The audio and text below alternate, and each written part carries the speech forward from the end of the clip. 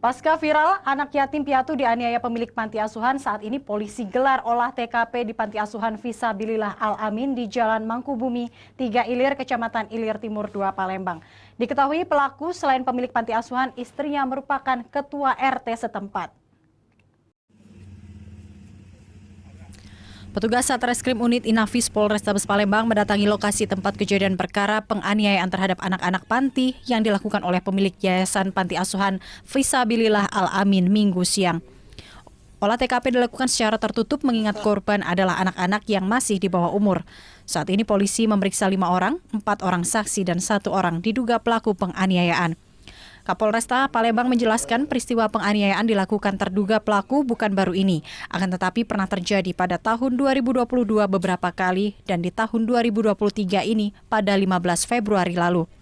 Dan untuk anak-anak yang menjadi korban akan dibawa ke rumah sakit guna dilakukan visum.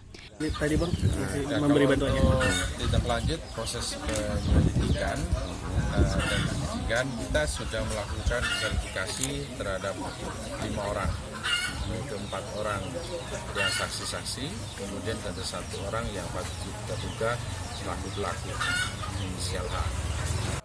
Dari Palembang, Guntur Yansyah, iNews melaporkan.